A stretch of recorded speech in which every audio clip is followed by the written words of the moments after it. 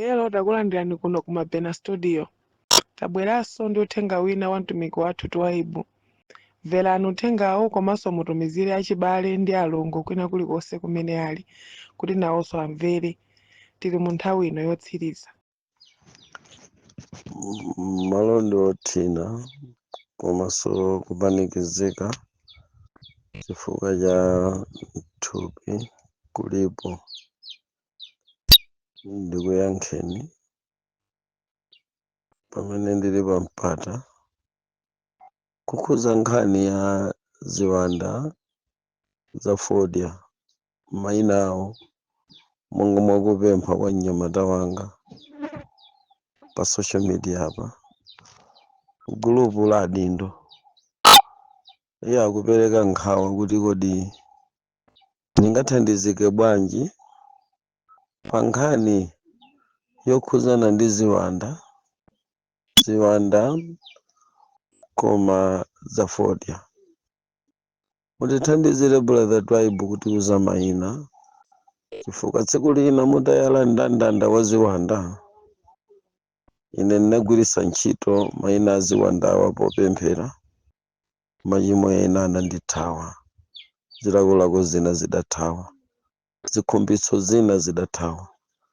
Chifukwa chikabwera ndimachithamangitsa ngati ndikuona munthu nkutchula zina lace ndipo ndimamasulidwa. Mankhani yagona ku fodya. Pali mtundu wina wa zilakolako zimene zimavutitsa anthu ku dziko lapansi kudzera mu ziwanda koma mayina awo enieni zilibe, koma vutolo limabwera kudzera mu ziwandazo. Ndi ndandanda wa mavuto ambiri oyambitsidwa ndi ziwanda amene amakhala m'matupi mwa anthu komano opanda mayina alipo.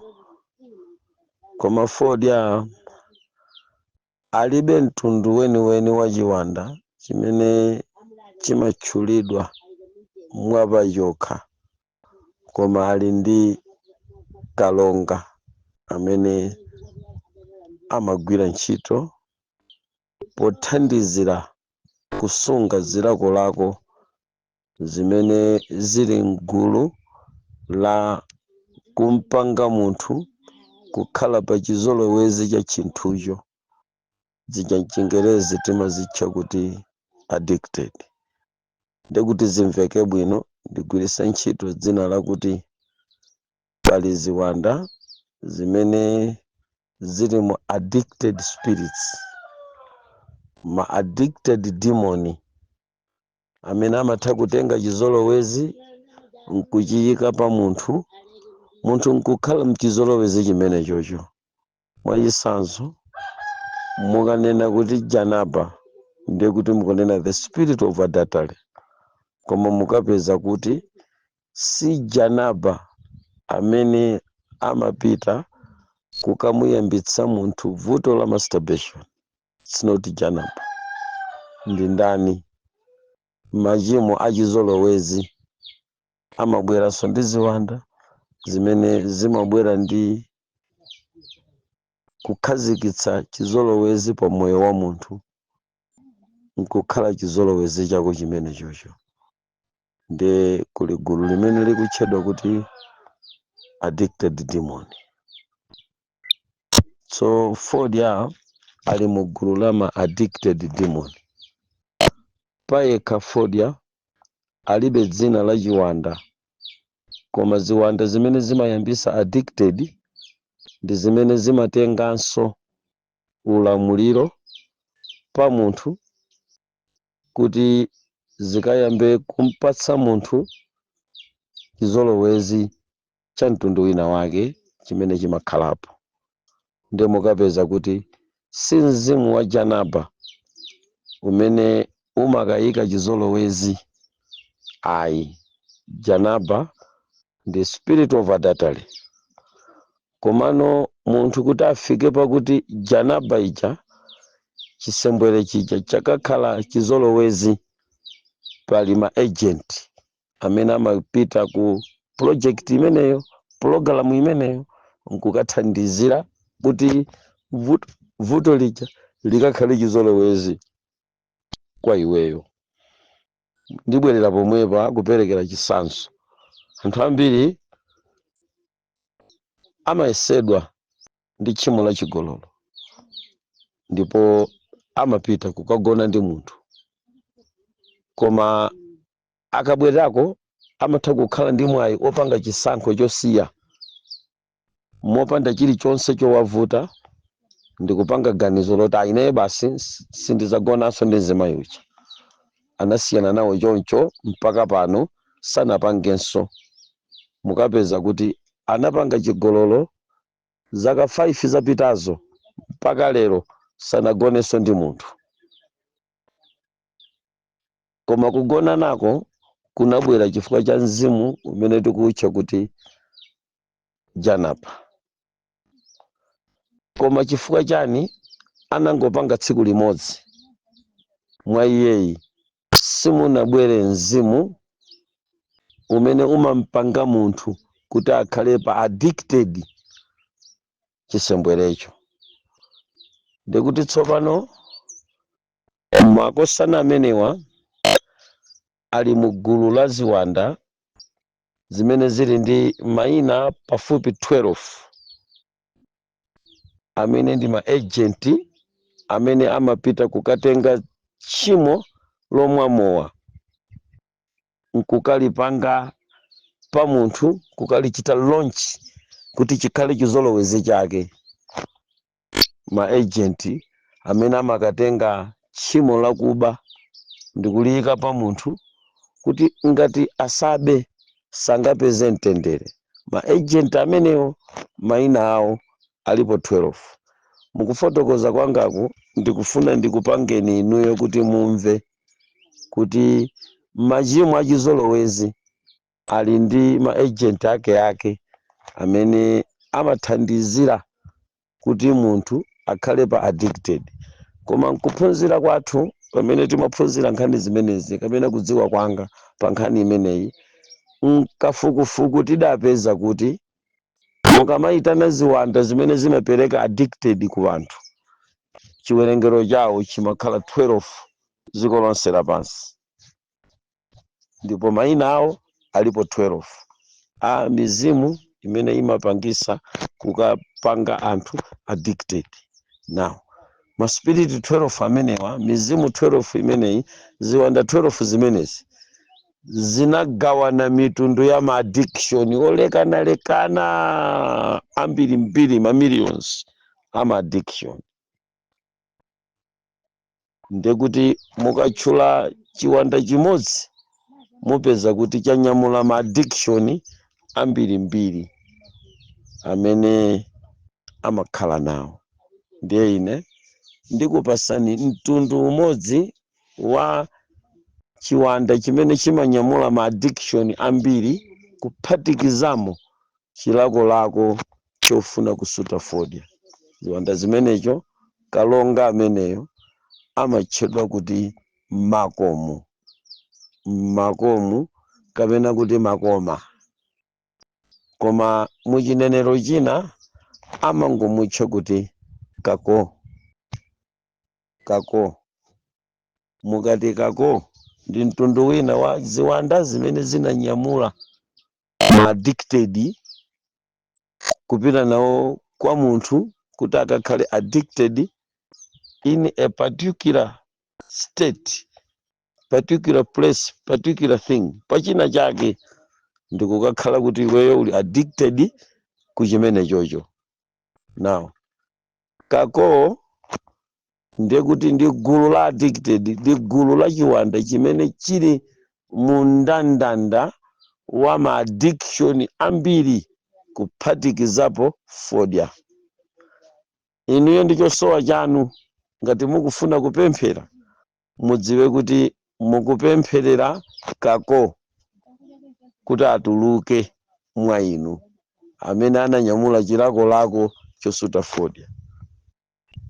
Koma tsopano mudziwe ichi kuti pamene mukupemphera kuti kakochoka, mwa inu poyang'ana addicted imene yanabweresa ya fodya mwa inuyo, mudzayiwala kuti kako yemweyo amanyamula ma addiction azinthu za mtendere zimene simachimo, koma nkukupatsani inuyo kukhala addicted ku chimene chocho.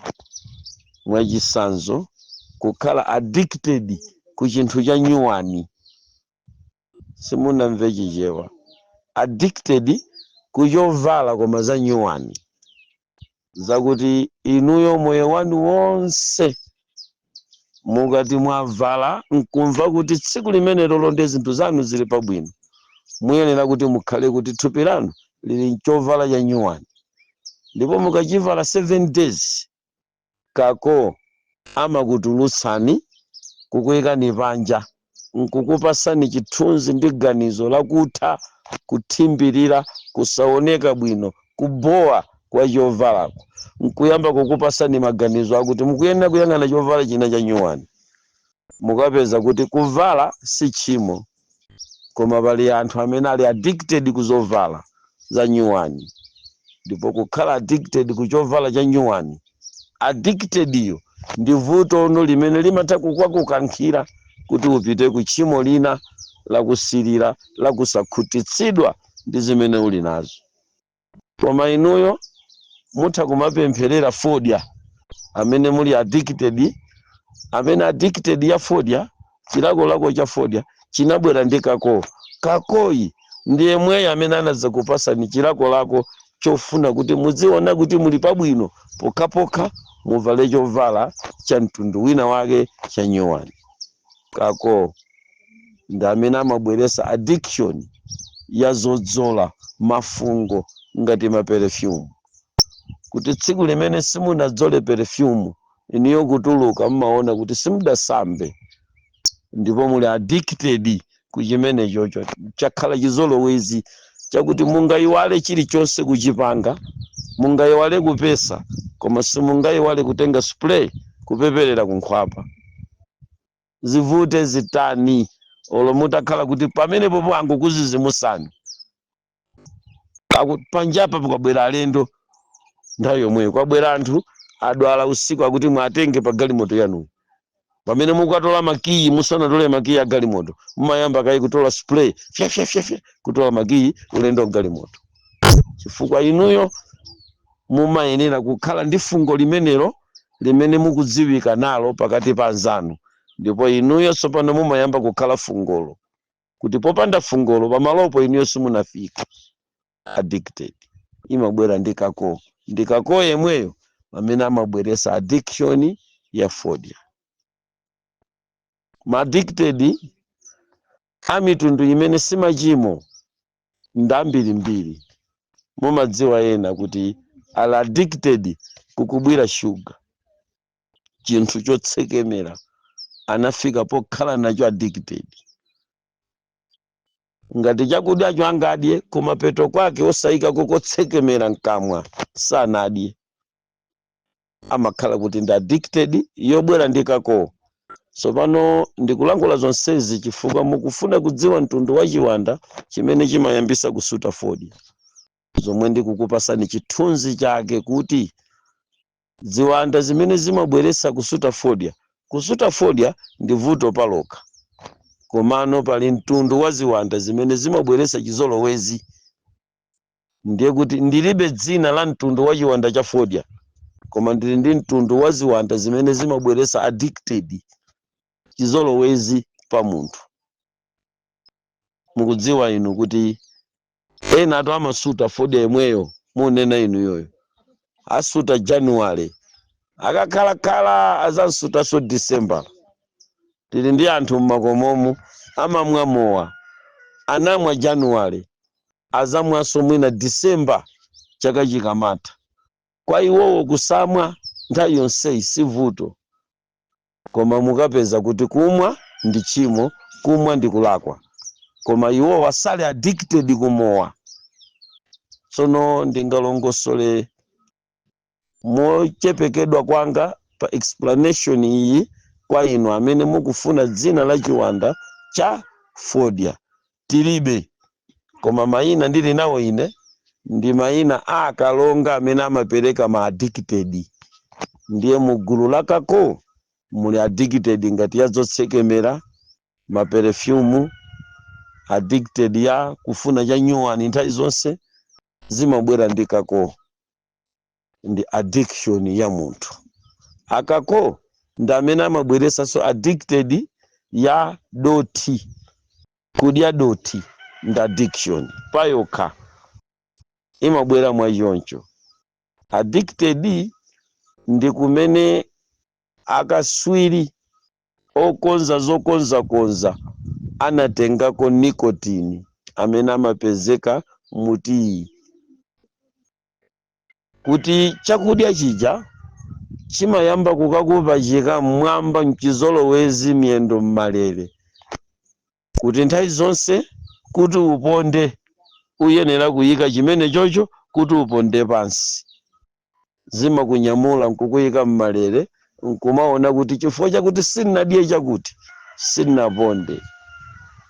Kako ndamene wanyamula makolo ambiri mu ukalamba kuti ali addicted kuti kuchakumwa cha mtundu wina wake chimene amachiona kuti nchabwino.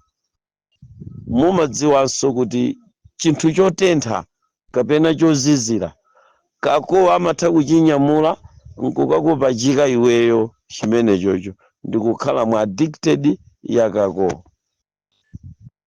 Tili ndi tume kapena kuti tumera amene ndi mmodzi mwa akalonga 12 amene amanyamula ma addicted.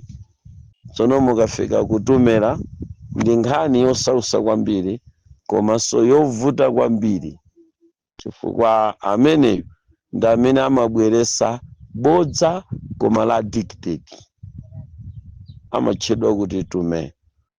Kuti mwandipasa ntchito m'bale kuti ndiyambe kulongosola za akalonga amene amabweresa ma addicted ndi mitundu imene amabwera nayo, kuopera kuti munthu akhoza kumangoganiza za fodya yekha kuti amakhala pa chiopsezo cha addiction.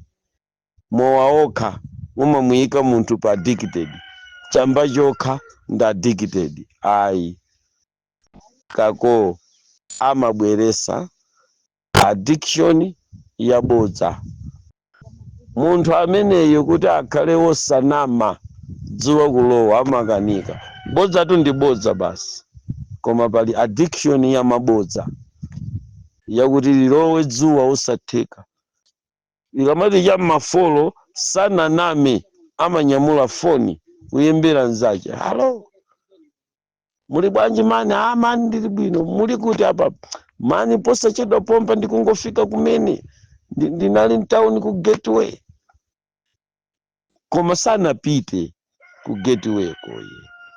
Wakanika kuti dzuwa lija lilowe osanama. Ndi addiction payokha.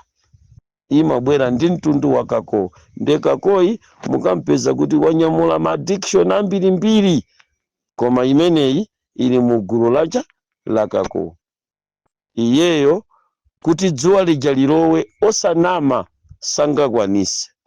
Ayesesa pamenepo ndiye ngakhale mwana ayesesa kuti anamize pa mtunda kuti taona icho, ona chibwera chirombo, mpaka na anamize ulo mwana wa nyumba kuti kukubwera fisi. Wamva fisi? Iwe fisi wamumva kuti fisi yo kulibe sana lile sana pezeke poso kudera la kwanulo, koma iweyo kugwira mwana wako nyumanja. Ona fisi, ona icho, kango, ona icho, ona aone chiti. Ndi addiction imene imabwera ndachina kako. Kulephera kulera mwana mwa umunthu koma kumagwirisa ntchito mabodza ndi addiction. Umanamiza kuti tawa njoka, koma njoka yo palibe. Nkhani imeneyi imabwera modabwitsa kwambiri ndikamayifotokozera kapena mmene ndikuyifotokozera. Zimene ziwanda zimabweresa pa anthu ndi zinthu zimene inuyo simumaziwerengera kuti ndi machimo, ndipo sizili mu gulu lakuti niyo zinthu zija mmaziopa mumatha kuzipanga chimozimozi chifukwa ndi addiction. Kako ndiye tata amene anabweresa nthano ku dziko lapansi, sakumva anthu chichewa. Kako ndiye gogo mwini nthano amene anabweresa kuti kunali kalulu, ndiye kalulu adapalana ubwenzi ndi njovu, ndiye njovu idamkwatira kalulu. Chinthu chimene zivute zitani sichingachitike, koma bodza la njovu kukwatira na kalulu lafikira mpaka m'matchalichi polalikira likuchokera kwa Kako. Inu simungaone kuti ndi addiction ya mabodza imene munthu amatha kukhala nayo kufikira muyezo wakuti sangafotokoze chinthu mpaka aonesese kuti ayikemo nthano. Mwina mukumva koyamba kuchoka kwa ine kuti amene anabweresa nthano zopeka zomayerekezera ku dziko lapansi zimene zinamanga ufumu ku dziko lonse lapansi ndi Kako. Lero ana athu amene akukula amadziwa kuti kalulu ndi njovu zidakwatiranapo, koma chimenecho nchoona kuti kalulu adachitapo ukwati ndi njovu. Makosana amenewa ndi kuatchulawo okwana 12 amatha kubweresa tinthu tina pakati pa anthu, munthu kusamadziwa kuti zili choncho. Zimabwera ndi zizolowezi kapena zimene tikuzitcha kuti ma-addicted. Tsono mpingo wa Mulungu mundilole kuti m'bale mmene ndikuthandizana nawe ndilekezere pamenepo. Mmene ndakuyankhako kuti nkhani yokhuzana mfodya ili ndi makosana amene ndi eni yake a addiction, eni yake a zilakolako zolekanalekana. Pamene ndimafuna kuti mupamve bwino, pamene ndikupita komaliza pena napa mpakuti munthu aliyense akakhala mdziko limene lapansi ayenera kudziwa kuti pali machimo ndipo pali ziwanda zimene zimabwera ndi mayina a machimowo, koma pali mtundunso wa ziwanda umene umanyamula chizolowezi kukachiyika pa munthu, zija timazitcha kuti addicted. Ndiye kusuta ndi addicted. Choncho dzina specific la chiwanda chosuta fodya palibe, koma ndili ndi kalonga amene amanyamula kusutako ukakupanga chizolowezi. Ndiye ngozi kuti ameneyo sabwera nzokhazi, amabwera nzina zimene zimakhalako kwa munthu. Ma addicted azizolowezi za munthu. Mwachisanzo amene anazolowera kuvala vesti nkati, kuti avale malaya opanda vesti zavuta. Zimabwera ngati sivuto, koma inuyo chinthucho simungachipange mopanda kupanga chimenecho, ndipo simungakhale opanda kupanga chimenecho. Ndiye kuli mtundu wa ziwanda umene umabweresa zizolowezi ngati zimenezozo. Ndiye kuti pamene tikudzakambirana zakalonga otchedwa Sila, ndidzakhala kuti pa 12 paja ndakuchotserani magawo atatu. Sila ndi amene tidzayende naye kukaona zizolowezi zimene zimachitika m'manyumba, mpaka Sila adzakulowesani kuchipinda mukapeza kuti kudakodwa kumeneku ndi zizolowezi zimene inu simaziona kuti ndi chimo kapena nchovuta china, kapena kuti mchitidwewo umachitidwa impawa ndi chiwanda.